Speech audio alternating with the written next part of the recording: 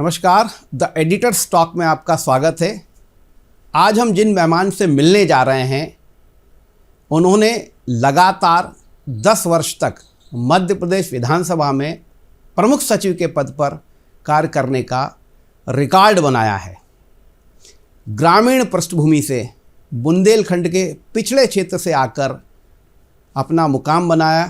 पहले भोपाल तक की यात्रा, भोपाल से दिल्ली तक की यात्रा रोमांचित भी करती है और सीख भी देती है कि किस तरीके से ग्रामीण अंचल से यदि युवा ठान ले तो फिर वो मुकाम हासिल कर सकते हैं, उस लक्ष्य को भी हासिल कर सकते हैं जो लक्ष्य उन्होंने निर्धारित किया है। वर्तमान में वो मध्य प्रदेश मानव अधिकार आयोग के कार्यवाहक अध्यक्ष हैं। जी हाँ, आज हम मिल रहे हैं मध्य प्रदेश मानव अधिकार आयोग के कार्यवाहक अध्यक्ष अवधेश प्रताप सिंह जी से। अवधेश जी, आपका बहुत बहुत स्वागत है। बहुत धन्यवाद। आपका जीवन वास्तव में देखा जाए तो बहुत उतार चढ़ाव तो खैर होते ही सभी के जीवन, लेकिन आपने जिस तरीके से बुंदेलखंड के एक पिछले क्षेत्र से दिल्ली और दिल्ली से फिर वापस भोपाल आना और बड़े बड़े पदों पे लगातार आप रहे, तो शुरुआत अगर मैं समझना चाहूँ तो यही कि एक ग्रामीण पृष्ठभूमि में जो युवा होते हैं वो जनरली खेती किसानी या वहीं पर रचने बसने की प्लानिंग करते हैं। आपने कैसे योजना बनाई कि पहले भोपाल से फिर दिल्ली गए? देखिए, आपने सही कहा। हमारा जो गांव है वो टीकमगढ़ जिले का एक छोटा सा गांव जेवर कहलाता है। वो हम लोग वहाँ पैतृक हमारा घर सारे रहा है। तो हमारे दादाजी स्वतंत्रता संग्राम सेनानी थे, फिर पिताजी भी आगे बढ़े और चूँकि उस समय शादियाँ बहुत जल्दी एज में हो जाया करती थी तो मैं ही घर में सबसे बड़ा था जी। और जैसा आप जानते हैं कि बुंदेलखंड का कुछ एरिया सामंती प्रवृत्ति से ग्रसित था, तो वहाँ थोड़ी सी परिस्थितियाँ चुनौतीपूर्ण थीं। लेकिन चूँकि पिताजी थोड़े से स्वतंत्र विचारधारा के और समाजवादी सोच के थे, तो वो ये समानता का भाव लाने के लिए एक जन जागरण की जिस तरह का उन्होंने जन जागृति क्लब भी बनाया था। वहाँ जन जागरण का एक अभियान वो चलाते रहते थे कि भाई गड़ी पे अब हमको हाजिर देने की ज़रूरत नहीं है या हमें और किसी तरह की गुलामी करने की ज़रूरत नहीं है, अपना स्वतंत्र हम मत बनाएं और सरपंच अपना नियुक्त करें, सारी चीज़ें। लेकिन वो चूँकि जो लोग सत्ता में थे या जो सामंत थे उनको पसंद आता नहीं था, तो परिस्थितियाँ ऐसी बनती रहीं कि चूँकि वो पढ़ लिख गए थे, उन्होंने पॉलिटेक्निक किया और फिर जॉब लग गया, तो उनकी नौकरी लगी रायपुर में जाके। तो हमारे दादाजी ने कहा कि भी तुम उनको अपना ट्रांसफ़र यहाँ जो लोकल हमारे एमएलए थे नरेंद्र सिंह जूदी, उनसे मिल करके आप यहाँ करा लें। तो वो अपने जो मामा भी उनके स्वतंत्रता संग्राम सेनानी थे उनको लेकर के वो गए। लेकिन परिस्थिति ये बनी कि उन्होंने उतना मिले नहीं वो माननीय जो विधायक जी थे, क्योंकि जो वहाँ हमारे यहाँ की जो गढ़ी थी उनके जो राजा थे उन्होंने इनको कह रखा था कि लड़का बगावती है, इसको टीकमगढ़ के इर्द गिर्द नहीं आने दें जी। तो ये हुआ कि वो जो मामा गए थे राधिका प्रकाश जी, उनको बुरा लगा कि भाई हम 3 दिन से यहाँ आ रहे हैं और ये हमारे एमएलए मिल नहीं रहे हैं। तो उन्होंने इनको डांट दिया कि भाई तुम हमारी बेइज्जती, और हमारे जो दादाजी थे पन्ना लाल जी उनका नाम लेके कि उनका भी आप वो कर रहे हैं, और इसलिए जो है पिताजी ने फिर कहा कि चलो हम भी अब ये नौकरी मामा हम छोड़ते हैं और हम अपना खुद कभी एमएलए बन के बताएंगे। कि जहाँ तक मैं समझ रहा हूँ कि गढ़ी मतलब जो है उस गांव का सरमाएदार या छोटा मोटा राजा या जागीरदारी कहलाता है। हाँ। तो हाँ, वो गढ़ी, इसलिए मेरे के दर्शकों को समझ में आ जाना चाहिए कि गढ़ी का मतलब जागीरदार। जी हाँ, तो आपके पिताजी ने वो जमीन ले ली। जी हाँ। फिर क्या हुआ? जब वो जमीन ले ली तो चूंकि जो जागीरदार थे उनसे पिताजी की एक सीधी टकराट हो गई। हालांकि नदी सार्वजनिक थी लेकिन वो कहते थे हमारे कब्जे की है, तो वो उसको जो जिसकी वो थी ज़मीन उसको डालने नहीं देते थे पानी। लेकिन पिताजी ने एक फरलांग आगे उनको टेम्परेरी उस पर वो बना के डैम और पाइप से पानी लेकर कोई सिंचाई वगैरह की, वो 24 घंटे वो वहाँ अपने जो हम उनके दोस्त थे उनको बैठा के वहीं 24 घंटे रहते थे और अच्छी पैदावार उसमें हुई। जब अच्छी पैदावार हुई तो खलिहान में रखी गई, लेकिन खलिहान में उन्होंने गाँव के किसी व्यक्ति से कह करके उसमें आग लगवा दी। तो पिताजी से पूछा भी तो पिताजी ने कहा कि मुझे किसी पे शक नहीं है, क्योंकि जिस पे शक है उसका कुछ बिगड़ेगा नहीं, और हम बिगड़ेगा तो हमारा कोई भाई उसमें आ जाएगा, इसलिए मुझे रिपोर्ट नहीं करानी। लेकिन टीकमगढ़ में एक बड़ा आयोजन हुआ जिसमें सेठी जी मुख्यमंत्री जी थे, वो आए और इनसे पूछा कि भाई आपको कैसे आपने इतनी पैदावार की थी, उनको इनाम दूसरे नंबर उसका दिया था। तो वहाँ उन्होंने एक भाषण टाइप का दिया, उससे प्रभावित होकर के फिर उनको लोग ले आए कि भाई लड़का अच्छा है, इसको यूथ कांग्रेस में लिया। ऐसे उनकी पॉलिटिक्स की शुरुआत हुई।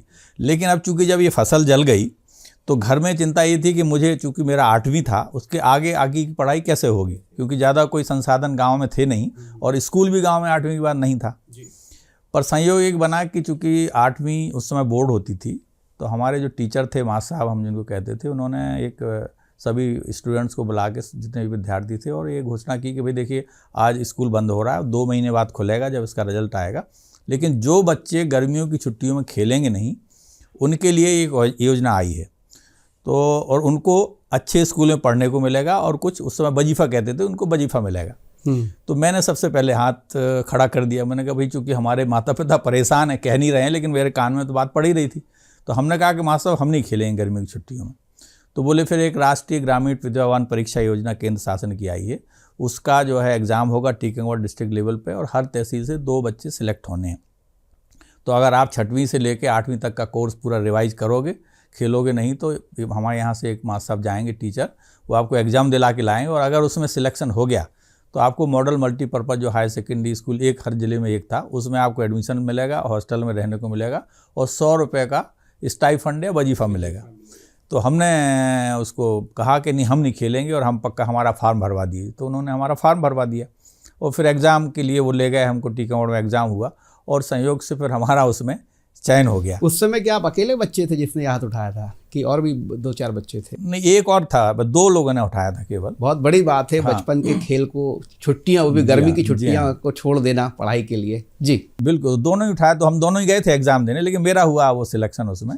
एक किस्सा जो मैं लोग बताते हैं कि दिल्ली जाने की प्रेरणा की वो कुली वाली कहानी क्या है? हाँ, तो जब नहीं, उसी के बाद जब वो MLA बन गए, और फिर गांव में हम लोग बैठे हुए थे, तो उस समय हम शायद हायर सेकेंडरी का उसी वर्ष था वो।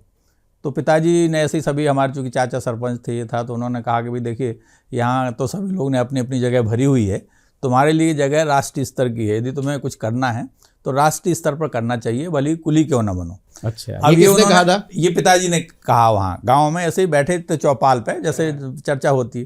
तो मेरे मन मस्तिष्क में वो बात बैठ गई।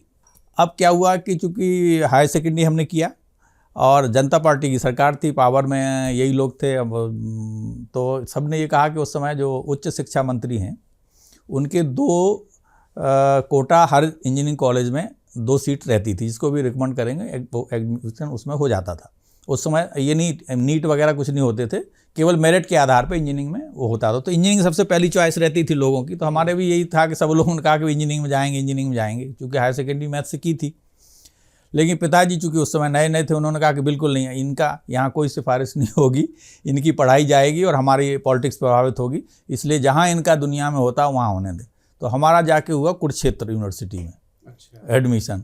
आपका नाम अवधेश के पीछे भी कोई कहानी है? नाम आपका कुछ और था, फिर अवधेश कैसे किया? बिल्कुल सही कहा आपने, नाम तो राजा सिंह था हमारा वहाँ का। पिताजी ने चूँकि जो संघर्ष वहाँ उनका चल रहा था, तो उन्होंने एक संदेश समाज में देने के लिए कि भाई सारे लोग अब लोकतांत्रिक व्यवस्था में हैं, सब इक्वल हैं, कोई कम नहीं है।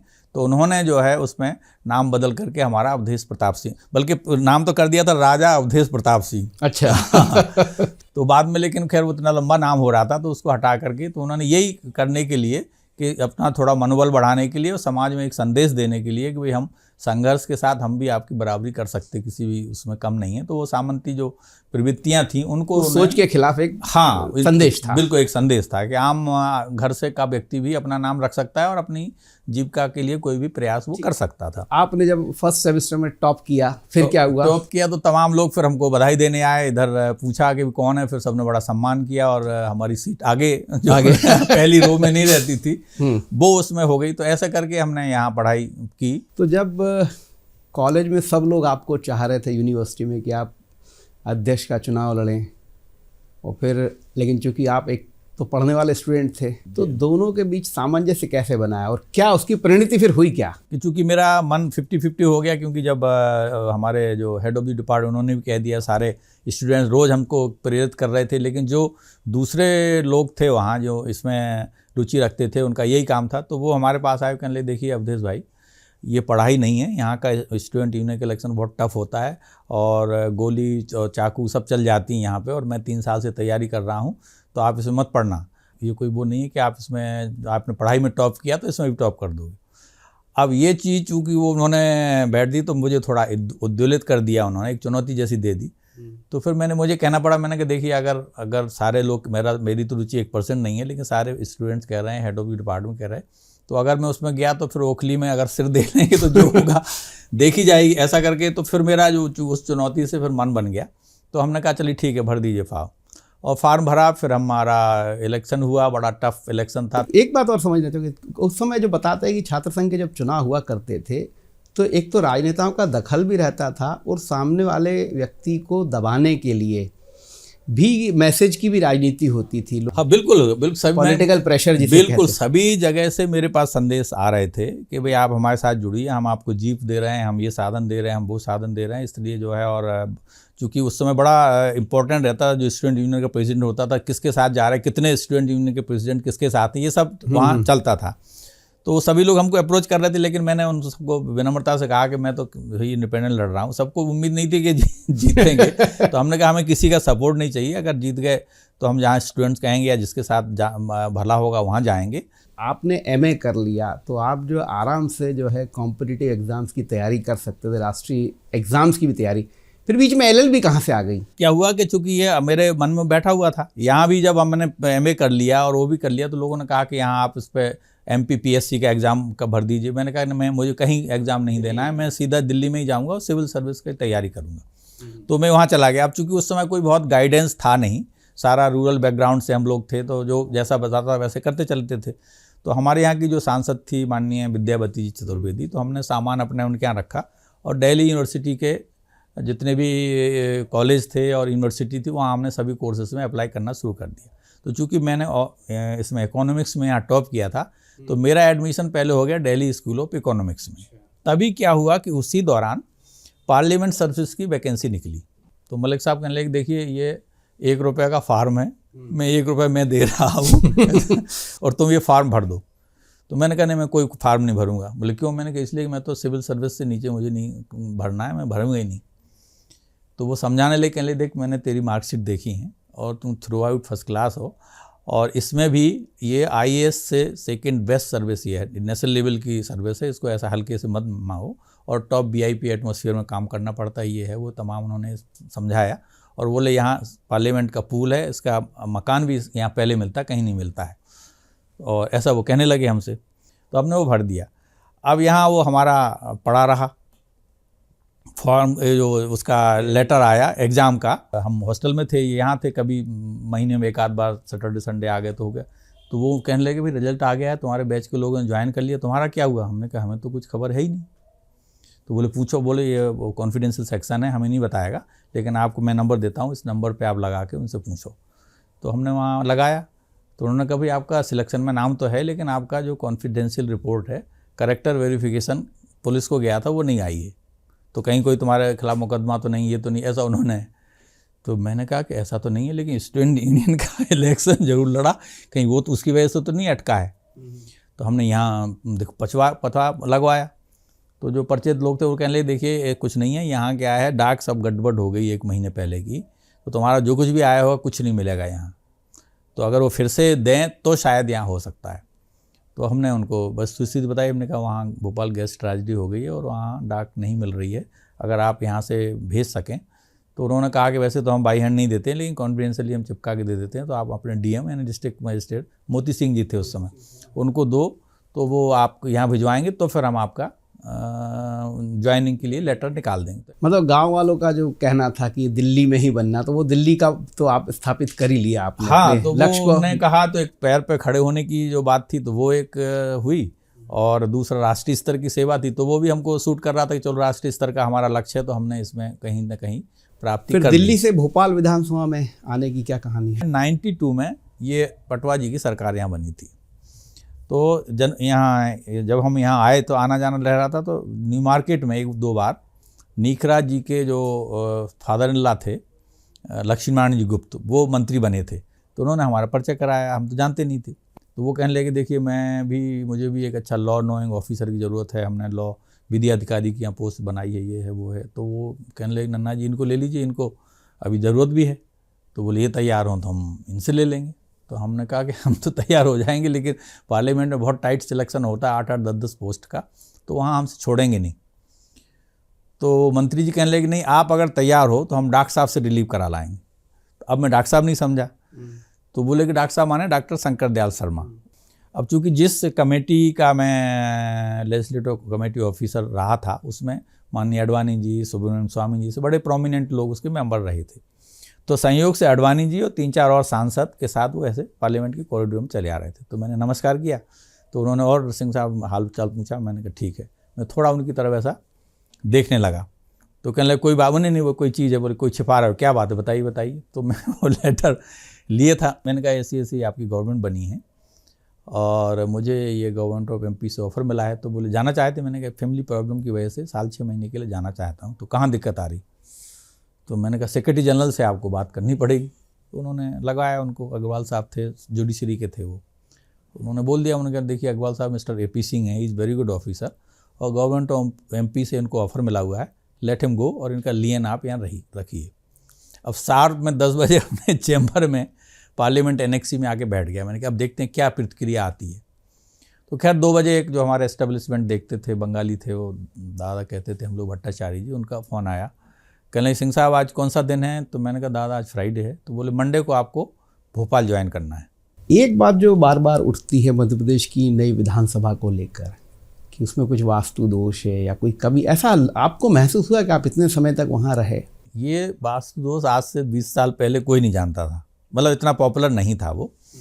तो ये एक संयोग रहता है। मैं कई बार ऐसी स्थिति बनी, हालांकि हमारे जो स्पीकर रहे हैं माननीय तिवारी जी ने भी, माननीय रूहानी जी ने भी कुछ पूजाएं वगैरह भी वहाँ पूजा कराई थी। तो ये ठीक है, एक पॉजिटिव वातावरण उससे बनता है। लेकिन हमारा कहना ये रहता था कि वास्तु दोष से कौन प्रभावित होगा? जो वहाँ ज़्यादा रहता है। तो विधानसभा सचिवालय के अधिकारी कर्मचारी वहाँ ज़्यादा समय देते हैं। सुबह मान लो आ गए 10 बजे से लेके और कई बार रात तक देते हैं। और माननीय विधायकगण कब कितना देते हैं? कुछ घंटे, 10-11 बजे आते हैं, वो 2-3 घंटे रहते हैं। कोई रहते हैं 4-5 घंटे रहते होंगे, नहीं तो ज़्यादा से ज़्यादा 2-3 घंटे से ज़्यादा रहते नहीं। तो उसका इम्पैक्ट किस पे पड़ेगा? जो ज़्यादा वहाँ रह रहे हैं। तो हम लोगों को पढ़ना चाहिए। लेकिन कुछ घटनाएं चूँकि माननीय विधायकगण के साथ हुई तो उन्होंने उससे जोड़ दिया। अच्छा, इसलिए वो कहने लगे इसमें वास्तु दोष है, पर वास्तु स्थिति वो नहीं थी। पहले जो विधानसभा के सत्र हुआ करते थे वो बहुत लंबे समय तक चलते थे, उनकी कार्यावधि बहुत ज़्यादा रहती थी, डिस्कशन बहुत होते थे। उसके बाद खासकर आपके कार्यकाल में भी वो परंपरा धीरे धीरे कम होती गई। तो ये इसकी वजह क्या रहती थी? देखिए इसकी वजह 2-3 है। एक तो क्या है कि माननीय सदस्यों की व्यस्तता धीरे धीरे, एक तो चूँकि सोशल मीडिया आ गया, विधायकों की व्यस्तताएं बढ़ गई और 24 घंटे वो उसमें रहने लग गए, व्यस्तता में रहने लगे और प्रायोरिटी भी उनकी बदल गई। अब लाइब्रेरी में मुश्किल से कम कोई सदस्य जो पढ़ने के लिए जाते हैं, जो अभी मैं देखता हूँ ज़्यादातर सदस्य जो थे, जो अभी जैसे मंत्रीगण हैं, ये उस समय अपोजिशन में थे, ये जाते थे लाइब्रेरी में पढ़ते थे और दोनों पक्षों के लोग जाते थे 2-2, 3-3 घंटे। और फिर हमसे भी डिस्कशन करते थे कि यार ध्यानाकर्षण की प्रक्रिया बता दो, आप प्रश्नों में कैसे इसको लगाएंगे ये बता दीजिए। तो हमसे घंटों आकर के वो चर्चाएं करते थे जब तो मैं डिप्टी सेक्रेटरी था। तो उनकी जो रुचि थी उसकी वजह से, और चूँकि सत्ता पक्ष और प्रतिपक्ष दोनों का ही बड़ा रचनात्मक रवैया उसमें रहता था। विधायक माना जाता था, वो सत्ता पक्ष का है कि प्रतिपक्ष का है, जो भी सदन में बात रख रहा है वो जनता की बात रख रहा है, मंत्रीगण को उसको तवज्जो देनी ही होती थी। धीरे धीरे उसमें गिरावट आने लगी और चूंकि विधायकगण भी उतनी पढ़ाई से नहीं आते हैं तो उनके पास मैटर उतना चर्चा के लिए नहीं रहा। जो आप लोग मीडिया जो पेपरों में छापता है उसी के आधार पर बहुत सारे मैंने देखा सदस्यगण अपना भाषण दे के फिर चले जाते हैं। तो चर्चाओं में गंभीरता धीरे धीरे खत्म हो गई। आप लंबे समय तक विधानसभा के प्रमुख सचिव भी रहे, बहुत सारे नवाचार भी किए होंगे और कुछ ऐसी भी आपके मन में कसक रह गई हो कि ये काम नहीं कर पाया, वो क्या है? पेपरलेस असेंबली बननी थी जिसमें सारा रूपरेखा बन गई थी, हमने भी पूरी तैयारी कर ली थी, लेकिन कुछ कारणों से NIC से कुछ जो हमारे इंस्ट्रूमेंट थे वो प्रोक्योर नहीं हो पाए। तो वो एक प्रक्रिया में था, वो रह गया। जो हम चाहते थे कि वो हो जाता तो फिर पेपरलेस असेंबली, अभी चूँकि लेस पेपर की स्थिति में है तो पेपरलेस असेंबली बन जाती है और उसमें सभी आज की आधुनिक जो तकनीकी है, अब तो AI का भी ज़माना है, इन सब का उपयोग करके विधानसभा के जो माननीय सदस्यगण हैं अपना बेहतर वहाँ और परफॉर्मेंस दे सकते थे और जन समस्याओं का समाधान कर सकते थे, शासन की नीतियों का विश्लेषण कर सकते थे और प्रदेश के विकास में अपना योगदान दे सकते थे। एक बात और होती थी कि जो लाइव जो है प्रसारण की बात जगह संसद भी लाइव होती है, दोनों राज्यसभा लोकसभा। मध्य प्रदेश विधानसभा को लेकर भी ये था कि इसका भी लाइव प्रसारण, क्या वो मामला कहाँ जाके अटका, वो क्यों नहीं हो पाया? देखिए, वो भी उसमें भी हमने देखा कि जो इसके पहले के कार्यकाल में 2-3 बार बात आई और माननीय अध्यक्ष ने उस पर सहमति भी दी, लेकिन क्या होता है कि ये चर्चाएं जब आईं जब इसका कार्यकाल समाप्ति की ओर था, 1 या 2 साल बचे थे, तो जो सदन के नेता हों या अध्यक्षगण या जो बड़े सीनियर लीडर्स हैं, उनका कहना था कि अगर आप अभी लागू करते हो तो चर्चाओं की जगह शोर शराबा ज़्यादा उसमें होगा, तो इसको जब शुरुआत हो किसी भी सदन की उस समय लागू करना चाहिए, तो लोग गंभीरता से बात करेंगे। इधर चूँकि सबका एंगल चुनाव की तरफ चला जाता है, तो उस दृष्टिकोण से वो वहाँ हंगामा करेंगे, वो करेंगे, तो सदन के समय का उतना बेहतर उपयोग नहीं होगा। इस तरह से वो टल गई। फिर ये है कि चूँकि जब कोई भी चीज़ वहाँ लागू करनी है तो सर्वसहमति से लागू होती है, तो माननीय अध्यक्ष उस पर सभी दलों के नेताओं से चर्चा करके फिर उसको लागू करते हैं, तो उसमें कई बार सहमति नहीं बन पाई। लेकिन चूँकि मध्य प्रदेश की सबसे बड़ी पंचायत है विधानसभा, यहाँ एक जो बात जो हम जो विधायकों से भी चर्चा करते हैं, ये जो जानकारी एकत्रित की जा रही है या शासन के जो विभाग जानकारी देने में, ये कमी कहाँ है?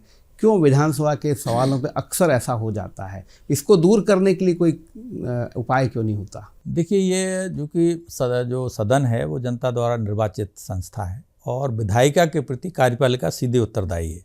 तो विधायिका के जो भी माननीय सदस्य कोई जानकारी आप अगर लेते हैं, तो ये हमारा जो जब देश स्वतंत्र हुआ उसके पहले कई ये प्रावधान थे कि शासन के को ये छूट थी कि वो कुछ जानकारी चाहे तो दे दे, नहीं तो मना कर दे। लेकिन उसके बाद जब हमारा 1952 में रूल्स ऑफ प्रोसीजर संसद का बना, उसमें हमने कंपलसरी कर दिया कि किसी भी मुद्दे पर यदि जनप्रतिनिधि जानकारी मांगते हैं तो सदन में शासन को देना अनिवार्य है। बस केवल छूट है तो वो ये है देश प्रदेश की सुरक्षा के मामलों को छोड़कर। तो इसलिए जो है जो कार्यपालिका के प्रतिनिधि या शासन के जो लोग हैं उनको तत्परता से इसमें कार्रवाई करनी चाहिए। और आज की स्थिति में चूँकि हमारा सारे संचार के माध्यम बन गए, उस समय तो विशेष वाहक से जानकारियाँ आती थीं, तो अब तो उनको तत्परता से कंप्यूटराइज हो गया, सारी चीज़ें जिले में भी डाटा स्टोर होते हैं, तो उनको तत्परता से देना चाहिए। लेकिन कुछ मामलों में वो अनिश्चित यानी डिसीजन नहीं ले पाते, कई बार शासन, कई बार नीचे से जानकारियाँ समय पर नहीं आती। लेकिन एक रीजनेबल टाइम में अगर मान लो एकत्रित भी की जा रही है और इस सदन का मान लो प्रश्न है, तो इस सदन की समाप्ति के पहले उसकी जानकारी आ जानी चाहिए। एक लंबा कार्यकाल आपका विधानसभा में रहा है, कौन सा कठिन समय था जब आपको निर्णय लेने में जो है लगा कि असमंजस और बहुत चिंतन करना पड़ा? कोरोना काल का समय आया, वो हमारे लिए बड़ा चुनौतीपूर्ण था। उसी समय शासन की परिवर्तन की स्थिति भी बनी, तो ये दोनों समय हमको अपने विधानसभा सचिवालय और विधानसभा की गरिमा को अक्षुण्ण रखना, अपनी निष्पक्षता को बनाए रखना और उस बीच में कार्य करना एक चुनौती थी। लेकिन मतलब हम आप सभी के संबल से, माननीय अध्यक्ष और सभी के मार्गदर्शन से हमने ये प्रयास किया कि सदन की गरिमा बनी रहे, उसकी बनी रहे और निष्पक्षता से सारी कार्यवाहियाँ, भली चुनौतीपूर्ण समय था लेकिन हमने वहाँ जो भी हमारे संसदीय दायित्व थे उनका हमने निर्वहन किया। अक्सर ये कहा जाता है कि मानव अधिकार आयोग सिफारिश तो कर देता है पर शासन में उन सिफारिशों पर अमल नहीं होता है। सिस्टम जो है कहीं ना कहीं आयोग की जो ताकत है या आयोग के जो अधिकार हैं उनको कहीं ना कहीं क्षीण करने का प्रयास करता है। आपके इतने कम समय में इस बात से सहमत हैं? देखिए, हमने अभी जो प्रयास किया है, मैं शासन को भी और प्रशासन के अधिकारियों को भी यही मैं कहता हूँ कि ये हमारा संयुक्त दायित्व है। समाज के सशक्तिकरण के लिए, समाज में समावेशी विकास के लिए मानव अधिकारों का संरक्षण बहुत जरूरी है और ये मूल दायित्व शासन और प्रशासन का है। आयोग तो तब पिक्चर में आता है जब उनका उल्लंघन होता है।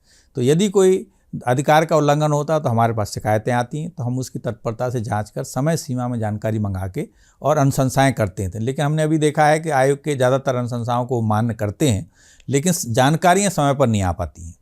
तो उसके लिए हमने प्रयास किया है और हमने एक नवाचार ये किया है कि हम जिलों में जन सुनवाई करना हमने प्रारंभ की है। अच्छा, आयोग के पास जो शिकायतें आने, एक तो ज़्यादातर जैसे मैंने देखा है कि आपके यहाँ से जो जानकारी आती है मीडिया के पास, वो अधिकांशतः पेपर में जो न्यूज़ छपती है उसको लेकर भी संज्ञान लेते हैं। उसके अलावा जो शिकायत, आपके ज़िले में भी मानवाधिकार कार्यकर्ता रहते होंगे, शिकायतों का फ्लो कितना है?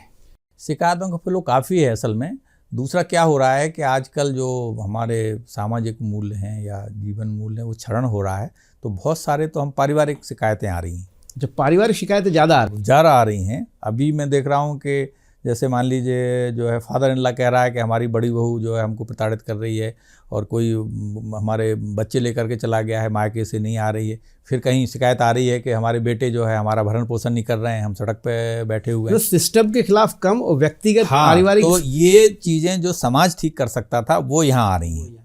बाकी तो जो कि कस्टोडियल डेथ के जो आते हैं उसको हम बहुत गंभीरता से लेते हैं, और उनको हम साक्ष्यों भी बुलाते हैं कि भाई कैसे किसी का जीवन समाप्त हुआ, उसका इलाज हुआ था प्रॉपर कि नहीं हुआ था। तो इस तरह की जो शिकायतें आती हैं। बाकी तो इस तरह के जैसे हमने कहा कि किसी का भुगतान नहीं हुआ, पेंशन है, इस तरह की शिकायतें भी, तो शिकायतें काफ़ी आती हैं, लेकिन कुछ तो इस तरह की आती हैं जिनमें केवल आप जानकारी मंगाओ तो उनका समाधान हो जाता है। बिल्कुल समय की अपनी सीमा है। अब हमारा एक लास्ट सेगमेंट जो रहता है उसमें ये रहता है कि मैं किसी एक, चूँकि आप विधानसभा में ही रहें लगातार और आपने कई विधानसभा अध्यक्षों के साथ काम किया है, मैं चाहूँगा कि उनके बारे में मैं नाम लूँगा तो आप एक एक लाइन में उनके बारे में, उनकी विशेषता, उनकी कमी के बारे में बताएं।